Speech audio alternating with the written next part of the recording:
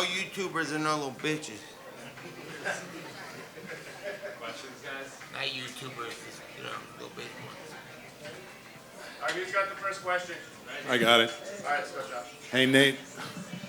Josh Gross over here with the Orange County Register.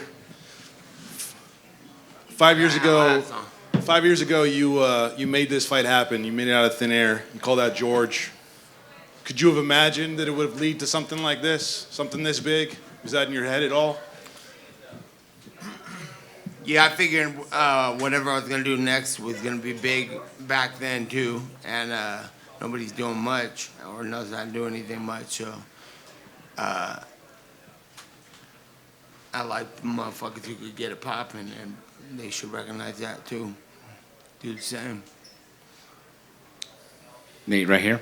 Simon Simano with MMA Junkie. You walk away from this fight with a majority victory. Is it a satisfying victory? Yeah. As far as boxing goes, and that, and what was the round count? What was the 7-3? Yeah, that's cool, but A little bit more that. with him, it should have been a real fight. But I'm happy I got the opportunity to fight somebody who I like a real fight. So it was good to have an opponent. We had something to fucking fight for. What would be your assessment of the fight? Because Jorge came in here and said that you put pressure with a lot of volume, but you never really hurt him, and that he landed the bigger shots in the fight. Is that accurate to you, or what do you think of his I think assessment? he threw the harder shots and was trying to kill, but couldn't get no jobs done. I never really got hurt.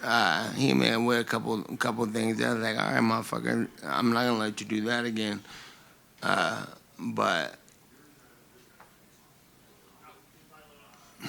if it was shorter round, I think we could have done a lot more damage. But it was 10 rounds, so I treated it like that. Now that it's tied 1-1 between you guys, and he's got the victory from 5 years ago, that felt a little, I know you felt a little burned by it, that it was taken from you from the doctors. This fight ends in a majority decision. Does it feel like this chapter of your career is closed, or would you like to run a trilogy with Jorge? That's a whole nother situation for later. I think we're 1-0 on each other. He got to win in MMA, and I got to fight. I got to win in boxing. So who knows what's gonna happen next with him? But at some point, something. And in the ring, you got on the mic, and the very first thing you did was you called out Jake Paul. Can we act? It's a fight that's been talked Just about. off the top of my head, I would like to whip his ass. I would like to get a win against Leon Edwards, who's the best fighter in the world right now at 170, and I think that's what something major who's actually gonna bring something that I could take and put in a credential box. That's what I'm going for. I'm not playing for no fucking fun fights, because that shit ain't fun. Last thing for me, just to follow up then, the fact that the Jake Paul fight has been talked about for the last 2+ years, it seems. You guys have gone back and forth with each other on social media. You guys have gotten into it before. How realistic can we see a fight between you guys, whether that's boxing or an MMA? It's fucking pretty realistic, as far as I'm concerned. That's the only thing I got in my head is whoever thinks they're fucking tight could get their ass whipped. Nate, right here. I asked Chris this question as well. They released the payment before the fights tonight, and a lot of the members of Team Diaz were getting paid pretty well. So how does that feel to see your team getting paid well and the team being brought up together? And do you think that more people in combat sports should look out for their team the way that you do? First and foremost, shout out to my boy right there with the Nelk Boys. Happy Dad, and I see you consistent with this shit. That's tight. And everybody who's with me is fucking doing what I do, and they deserve the world. So, and a lot of other fighters probably in a similar situation. So it's up to them if they gonna get it, because we're gonna get it, and that's the plan. And I plan on all these guys that came with me to go a lot farther than they even fucking kicked off as. Like, they're gonna fucking blow up to the max if they keep their eyes on them, because these are the guys that'll take the war with me. And then I just wanted to ask about the tribute to Mike Tyson, the Be Real that you walked out with. Just what was the thoughts behind it? That's what this whole shit is all about. And come in here and fucking whip ass, and if you got the fucking mics and the cameras on you, you tell them what was real. And when I saw Mike Tyson walk out like that, I think that's the fucking.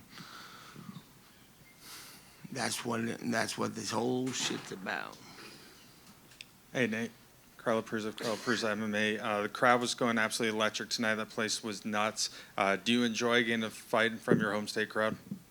Yeah, I love it. I love that. I know where everything's at here. I know a bunch of people here. And this is the best state and the best country in the world, so why would I not want to be here? Last question. Are fight days a little different without Nick? 100% less scary and fucking intense, and yes. If Nick's here, I better kill that motherfucker, because that shit wasn't good enough. Hey, Nate, Danny here with Chicana Boxing.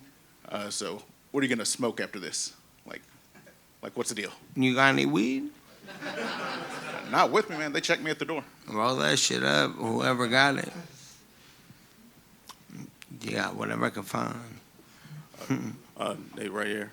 Congrats on the win. Did you get a chance to see any highlights from Chris' performance? And if so, what did you think? Well, I watched Chris fight, and fucking, that shit got me more fucking confident, pumped up, and warmed up. I knew it would be like that, but you know how it is. Your boy's going to fight, and when he went in there and round one happened, I was like, all right, warm up round. And then I saw stuff start happening. I was like, no way. Chris got this. And Chris the best boxer.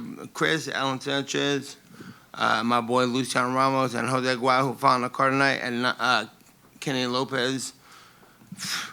These motherfuckers are I'm telling you, the best boxers, the best fighters in the whole world. And time will tell you that. Time will show you that. But yeah, fucking Chris handled business, showed out, and did what he was supposed to do. And that's a soldier right there. And I appreciate that, because it warmed me up and got my job done.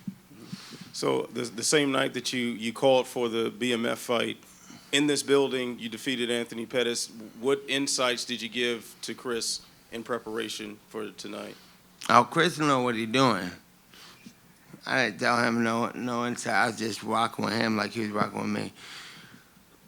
I go in there and have the worst days of my life with Chris. Fucking, so I already know. Like, you see my sweatshirt walking out, Be Real, right? I'm not fucking just capping about somebody to do something. I got some friends that suck. You know what I'm saying? So I'm like, if I'm talking about these guys, it's fucking no joke. Last question, Allie. Nate, If you think so, pull up with it. congratulations, 18,500 fans, a sellout. Ellie Seckback reporting. Conor McGregor today said he's betting $500,000 on you. He broke down the fight. He picked you to win, and you just made him $1.1 million. That's cool. Good job for us. Any message to your fans, people who love you and support you? What's next? Love the fans, love the people, love the press for coming out too and doing all this. Fucking big show, big night. Had a good time. Thanks for coming. Love, I appreciate everybody.